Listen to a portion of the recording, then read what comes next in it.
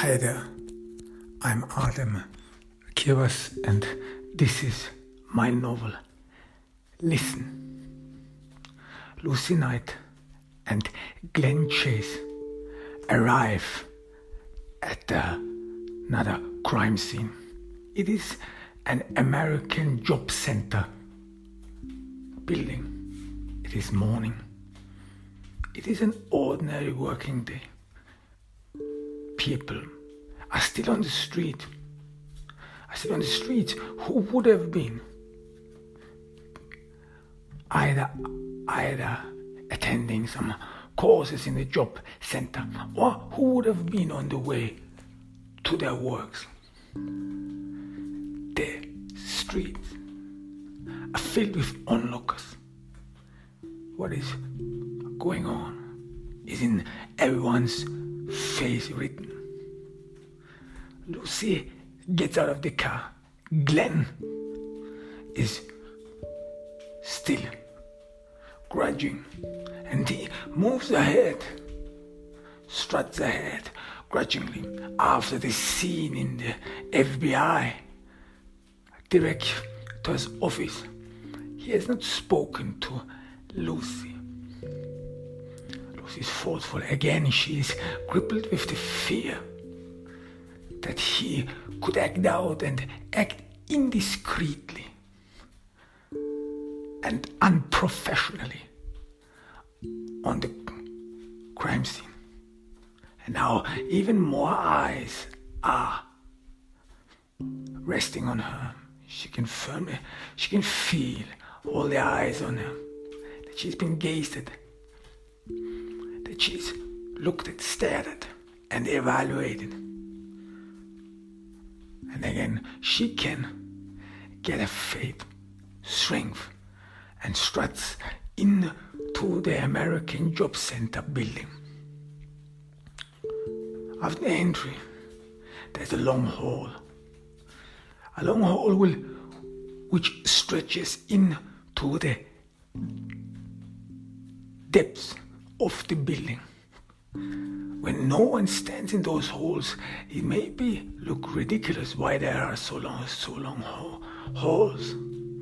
But during rush hour, Lucy assumes that probably a lot of people stand in queue in front of these different rooms, trying to improve their career. Some of them are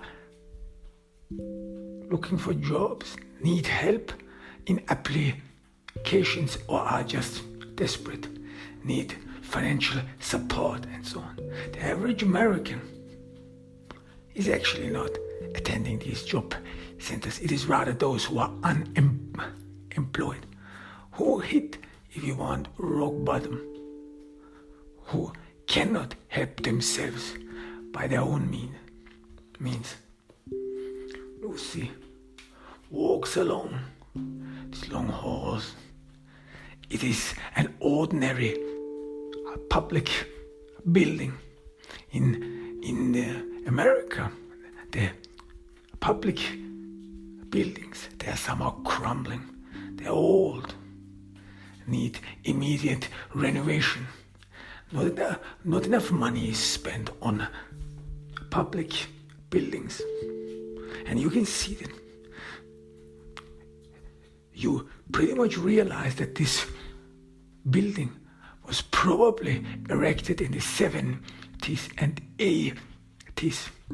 And superficial maintenance kept it up for all these years. But not more. No more room was added. Even though there are long halls, even though the architects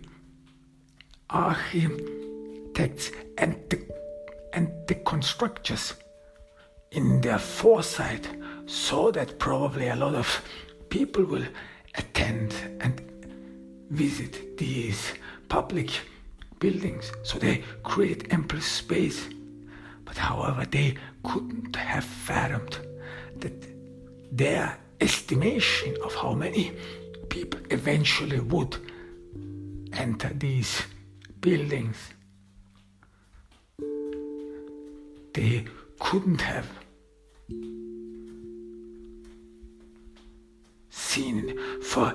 it. So the modest estimation does not apply with reality.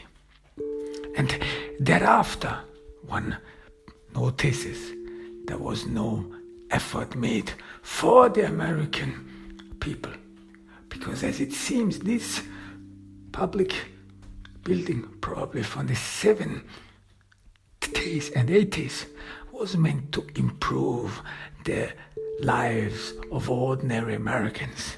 And thereafter, without the renovation, without anything that would have kept this public building not only going but extended it and applied it and made it compatible with the public growth and the need. This will seems to be missing here. And almost it seems that this public building is a relic of the past, once where politicians and people cared for Americans and the ordinary Americans and were eager to help them to get on their feet so that no one would be left behind. This entire public building, the interior, does not only look worn down, no, it as well as conveys a feeling of depression, of disillusion. In the end, one is alone. In the end, no one really cares about you anymore. In the end, it is only a fancy. And then you stand alone in your world. Probably some will appreciate this, will see to it, will assume that life without state interference is what they have always dreamed of, thought of. Of course, these are mostly people who do not need anyone to interfere in their lives, who can manage due to their social environment, their own lives.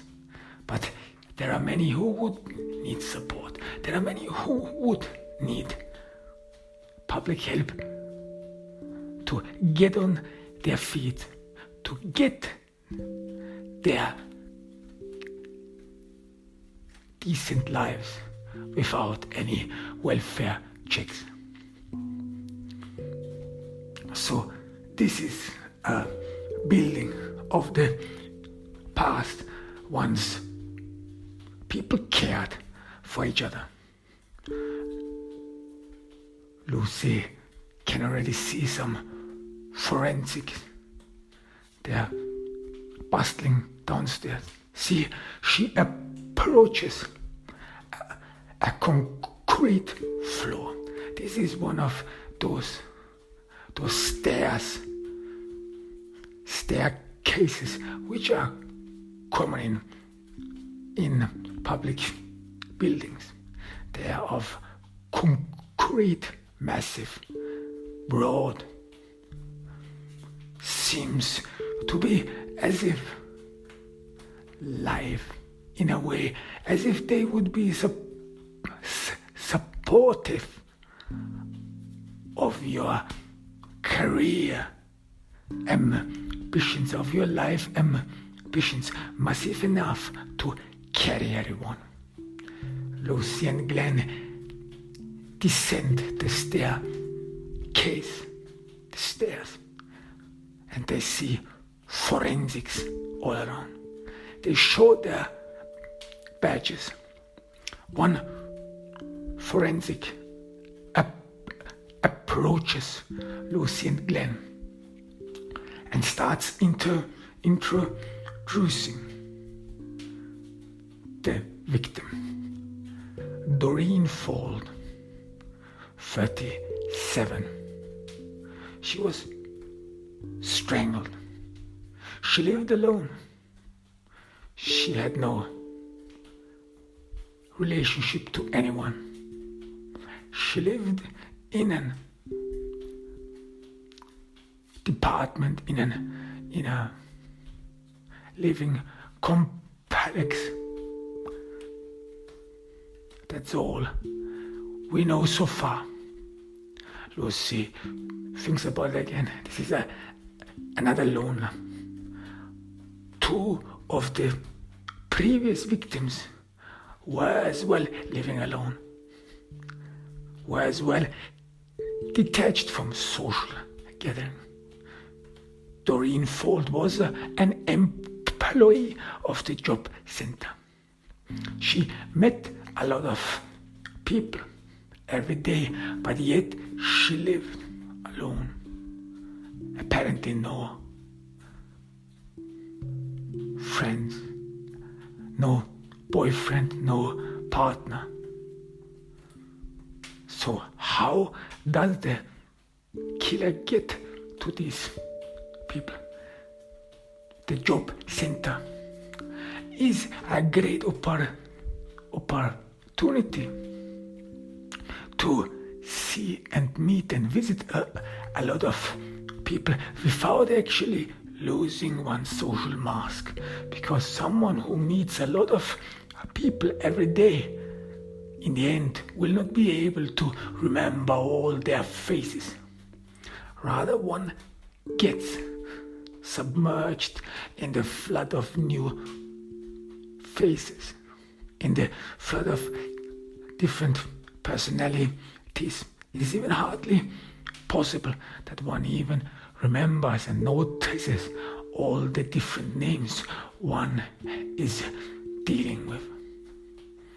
So the job center, if the killer uses this to have access to the victims, then it is probably a great opportunity for him to make contact without actually being recognized. Lucy looks around in the public building. She can immediately scrutinize and see that there are no cameras in this public building, as if no one would ever expect that someone would detonate a bomb or that someone would in a way threaten this building. No one even bothered. It is not that important. So it will be difficult to find the killer. But this job center could be a great chance for him to make contact with possible victims. Lucy looks at the dead body of Doreen Vault. She sees that she sits on a chair. She was strangled. Doreen was strangled, and again it looks like that she did not fight her attacker, as if she was being drugged like those previous victims too. How did the killer get her to drink this sedative? Those previous 2 victims had residues of a sedative drug in their stomachs. There was no stench used, nothing that would have surprised the victim, quite the contrary. So the killer probably gave something to drink to those victims. But normally you would not take a beverage from someone you don't know, because there are some stories everyone knows, especially women. So you would be cautious not to take anything from them. So how does the killer gain their trust? And additionally, maybe why do people trust him? Or he could have mixed the sedative drugs the sedative drug into their food. But this would have mean that he has special access to their private homes, to where they are. Lucy again looks at the victim, and again it is filled with and riddled with symbolism. She immediately sees that the victim's eyes were duct taped, her eyelids were duct taped on her forehead, and that her entire body faces the stairs. She is underneath the stairs, sits on a chair, is naked, and she wears shoes. Lucy tries to separate all this information in spheres and then gradually wants to understand the entire image. Firstly, she starts to analyze the staircase. These stairs of the public buildings made in the 70s and 80s, they are of solid concrete. The treads, these are the parts where some puts his foot on in order to ascend and descend the stairs. They are broad, they are very comfortable. The risers, these are the spaces between the stairs, between the treads. They are free and missing, which means that one can see through the stairs. So if someone is underneath the stairs, he or she can actually at least see the foot of the person who ascends or descends the stairs. So you can look through it. No one can actually hide underneath the stairs without being noticed.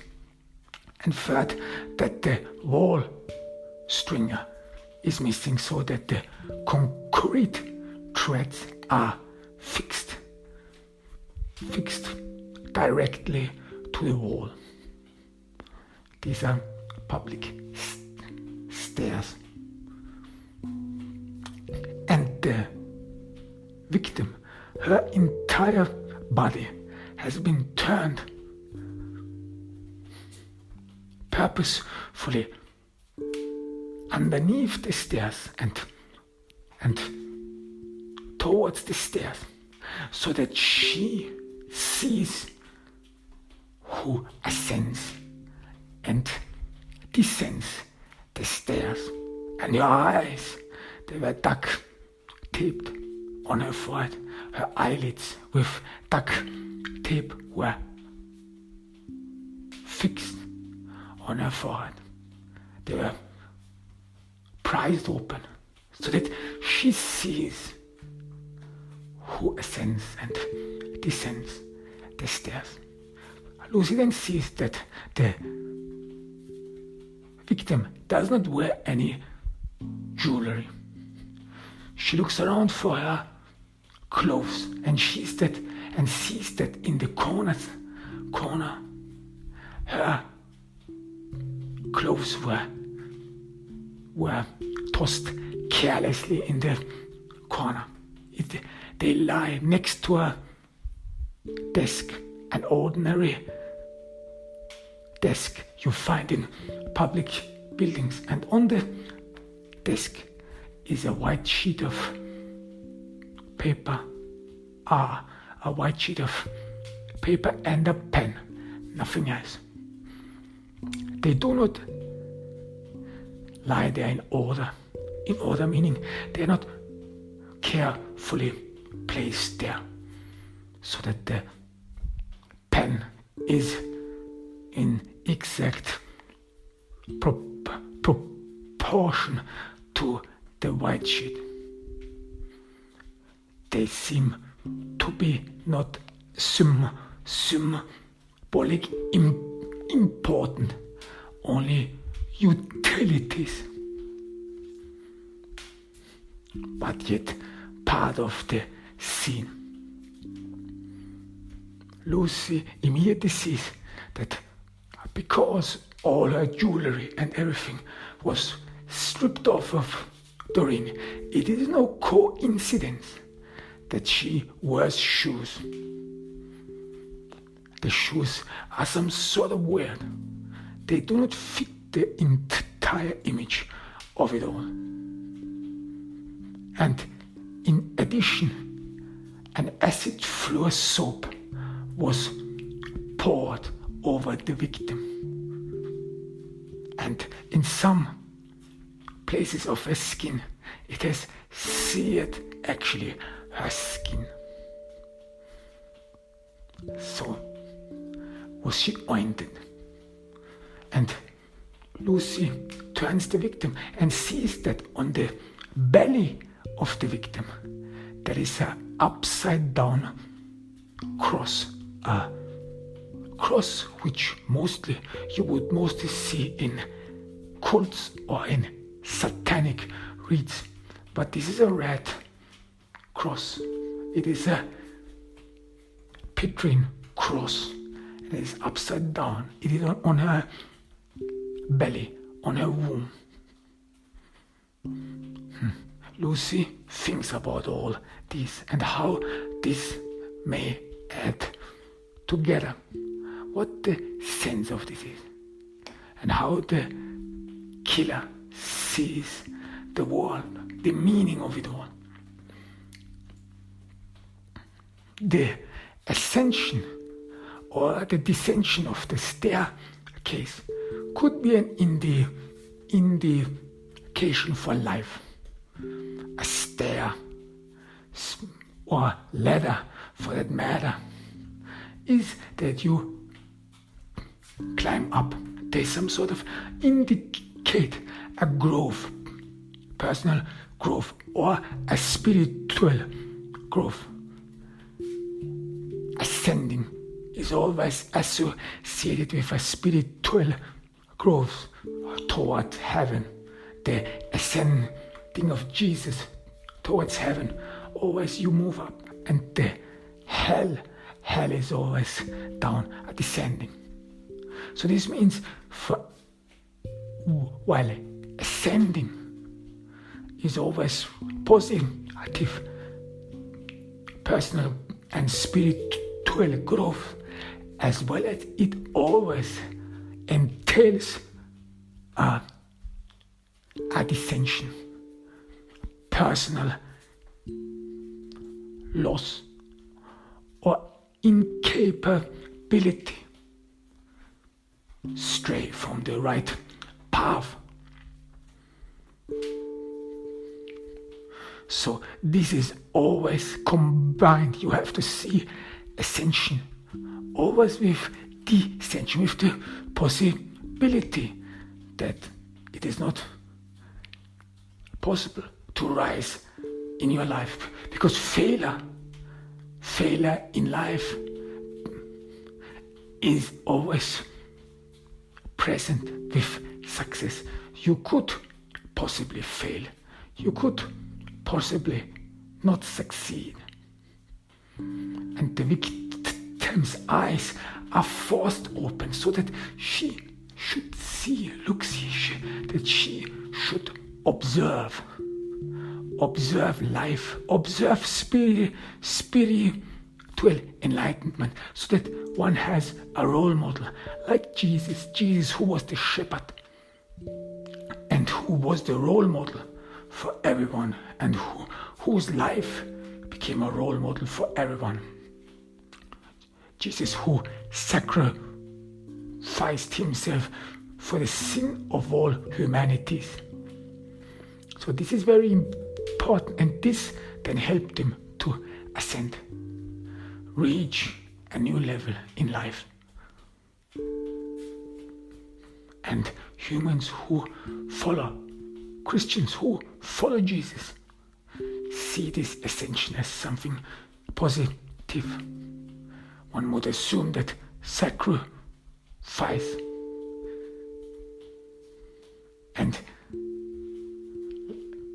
taking the sins of all humanity on oneself then helped him to ascend to heaven. And the victim was supposed to see this. And she's naked. Naked in that sense that she is stripped of her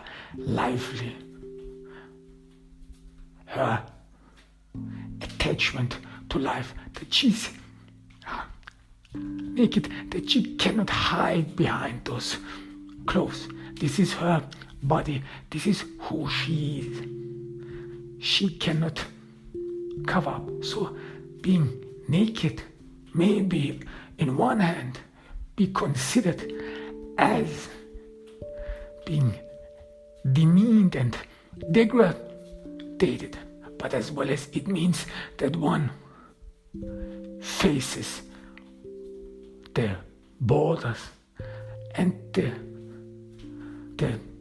personal restriction of one's body. Personal restriction means that someone, if he does not feel ugly, if he or she does not feel beautiful, rather considers herself as ugly and had covered up her body all these lives in order not to face this ugliness, this uncomfortable ugliness. She then strips naked in order to face her fears, in order to be confronted with them and make their peace with it, with those bodily faults, make your peace with the thought that you are not perfect. And this thought gets additional support through the floor soap, cleaning soap, as if it would be an ointment, as if this would be a new clothes, her new cloth that she is wearing. This revelation, the revelation of a new spirit, that she went beyond that she was enlightened, that she stripped off the masks and the wrong beliefs and her fears. So then being naked is not about humiliation anymore. It is about growth, personal growth, leaving behind the false, pretentious life. But she wears shoes. This is bothering Lucy, because shoes, this could be an detachment, could be an indication that one is not attached to the soul.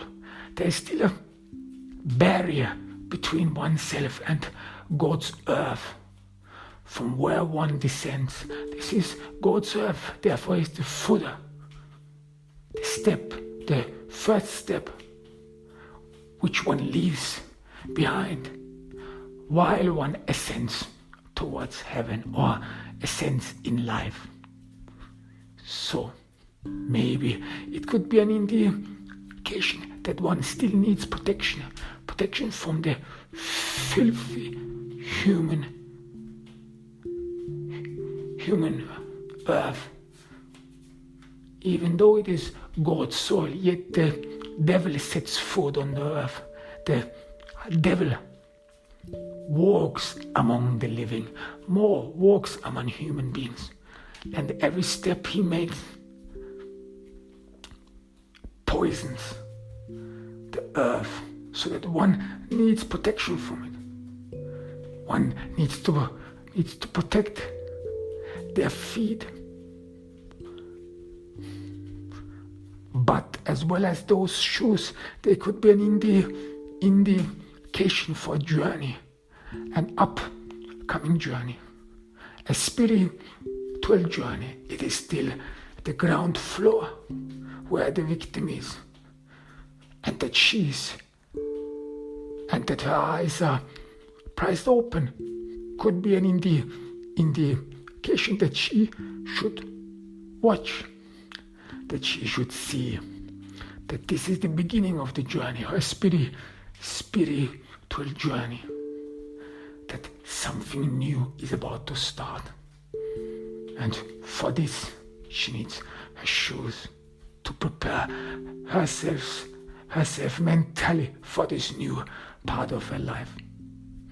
And then there is the Petrine cross on her belly. According to one legend, the saint Peter, who was condemned to death by Nero, opposed being crucified as Jesus. He thought that he wasn't worthy of dying the same death as Jesus. So he according to this legend, let the cross turn upside down.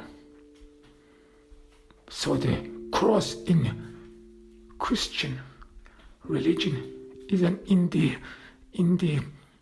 of humility. The upside down cross, the Petrine cross, is an indication of humility. But the cross is on her belly, on her womb, where new life starts. This is very vital. This is important. The place of the cross is crucial. So what is her belly, her womb? It is the possibility to start a new life, to give life, to descend with life, to be, if you want, the bearer of life. Some would even say that one can then be equal with God or with any saint whatsoever, because women are able to give life. But all this cross and so on means as well as sacrifice. Sacrifice in that sense, Jesus sacrificed himself. He sacrificed himself for the sin of all others. But he got eternal life in exchange, so that people get something for a sacrifice. A better life, eternal life, immortality is what one strives for. And how can someone become immortal? Either through in heaven, but as well as in this world. One can become immortal in the narrow-minded human thinking sphere. And this immortality can be accomplished through children, so that the human line or the lineage of one's family is being maintained, continues, and therefore one gets immortal or can reach immortality through descendants. But like a spiritual immortality, even the mortal immortality is bound on conditions, like humility, so that one condition to reach this mortal immortality, this human immortality, would be that one has to be humble. Humble to bear children and therefore ascend. But how is one humble? And this needs to be learned. That's why probably her eyes are fixed on the stairs, so that the victim or that the person who seeks immortality, who wishes immortality in what form whatsoever, needs to watch others, needs to observe others in order to be able to emulate them, understand them and emulate them. Lucy looks at the desk behind the victim, the white sheet of paper and the pen. They seem part of this whole. A white sheet of paper, it could mean that through this new beginning, through this new ointment, and one's soul,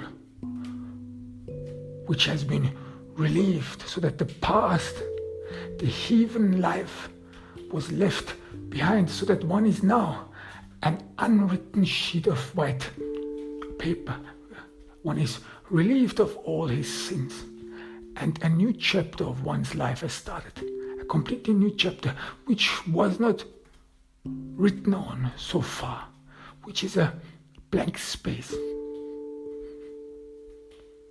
It could be therefore an opportunity to start new, to forget the past, to forget one's sin. It could be as well as a new beginning because of the pen next to the blank white sheet of paper, where one writes down his future. So the future, which needs to be planning, the wishes one writes down, like one writes down for the Santa Claus what one wants for Christmas. Those intentions one has to improve their lives. All is possible. So all is possible because one is living in the future, not in the past anymore. All the sins, all the lives, all the life one has lived before is now left behind, is in the past now. Now, with this blank sheet of paper, one stands in the future. Only the future is important, and how one will conduct themselves in the future. What wishes one has. So the blank sheet of paper might be for some associated with emptiness, with void, with destruction. Because one is forced to start anew. But for others, a blank sheet of paper could be a relief so that one is able to start anew. Forget the past mistakes, and be able to write one's life anew. Write one's destiny anew. Write our own wish list which is not bothered by the past anymore, by past worries, and that if you wish something, they necessarily entail relief of past worries. No, the blank sheet of paper enables you to think about life new, without the emotional weight of the previous life you live. It is a new beginning, and this again fits with the victim being drenched in floor soap. are being forced to watch, see, observe the ascension and the descension. Because not everything in life is important, is about success. You learn as well as about unsuccessful people. See them, understand their faults, understand their sins. And she's naked. So that she's stripped off all her earthly attachments, so that she's able to look at herself in a new way, look at life in a new way. This means that there was a past history of this. So there was a life before it dawned to her that she has to strip off the life she lived up to that point. The moment when she realized that her life was probably meaningless, or that she lived a false life, a life of pretense. And then thereafter she discovered a new life, or how life really is. This is when some religions, people who have been living life up to a certain point carefree, they were not struggling through life because they were well protected. They lived in an illusion. Then thereafter something happens, a catalyst, and they then see life in a new light. How life really is. That they did not assume and presume that life would be in this form. Especially life on earth is always about suffering, about the human mind losing himself from the righteous path, being not able to free himself all by himself. No, he needs guidance, he needs spiritual guidance. And therefore, he needs spiritual guidance to not only live with the suffering, endure suffering, but to be able to overcome suffering on this earth, and to reach higher spirituality and to reach purpose. He needs to believe in something. And this belief then gives him purpose. And this is then the natural procedure. In the beginning, someone lived a carefree life. This is the first phase. Then something happened. A catalyst. One falls out of heaven.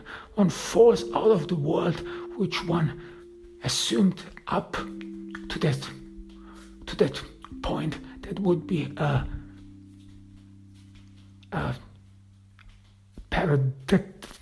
paradise. This is the very form of the Genesis. In the beginning, Adam and Eve lived a carefree life. Without worries, they were living in God's garden. But then something happened. They were coaxed by the devil, or they rather discovered desire and the will to break out of confinement.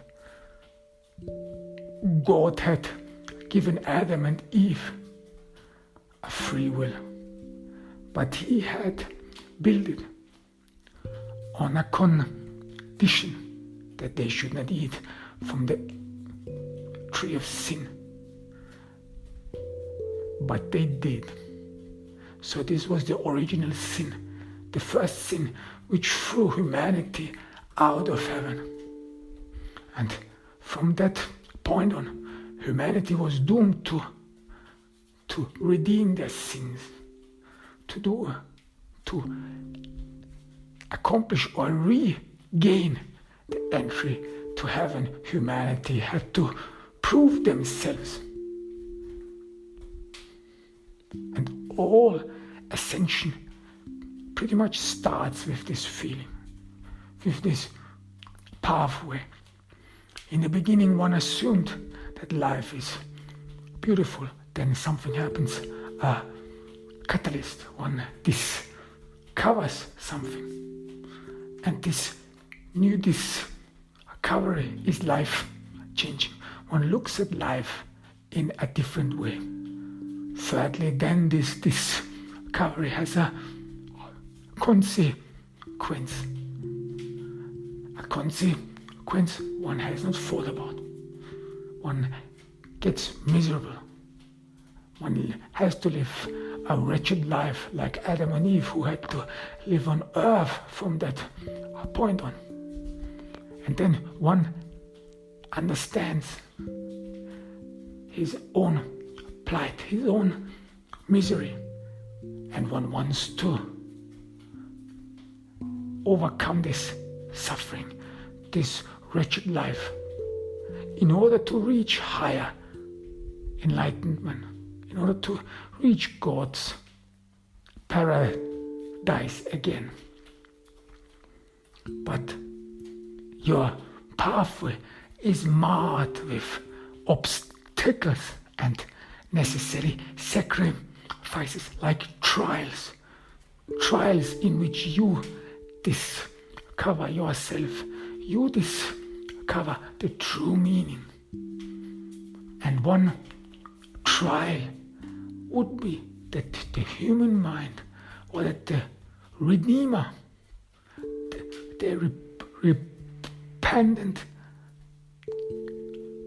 believer, makes his peace with him being a human being, with him being mortal, with him making a peace with who he is, what he has been given, the body he has been given, the belief he has been given. That one makes his peace with it. So that one strips himself from all pretense and sees himself in a new light, in a new mirror, in a new spiritual mirror. And this indicates the readiness for the journey ahead, for the spiritual journey ahead, the ascension, the first step towards immortality. Of course, the path can be, if you want, an intersection. Either one strives for immortal ascension, so that one reaches God's paradise, or one strives for mortal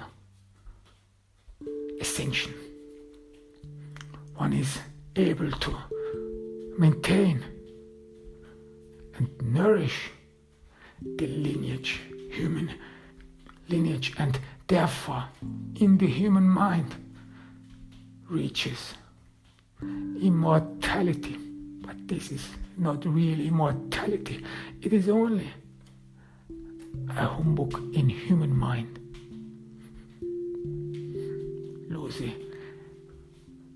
Lucy again sees over and scrutinizes the crime scene.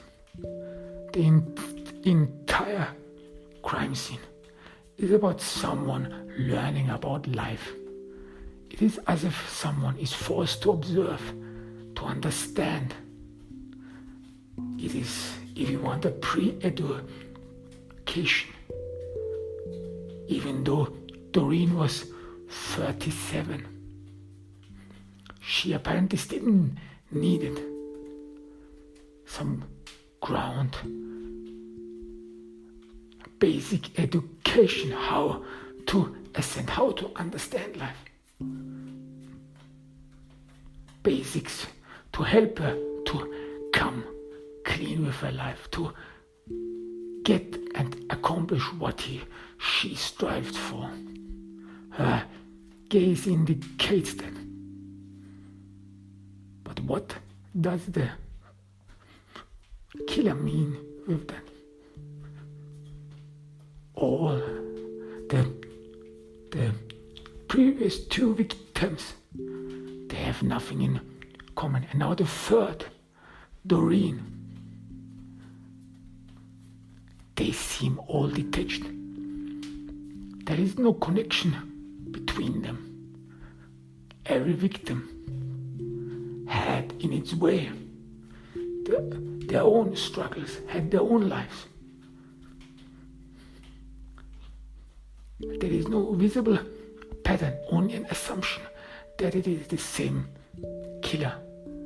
But how these victims are connected is not visible. And it is a mystery for Lucy. How they end up, how they act together. What one should think of it, and how should one put these victims and the symbols together.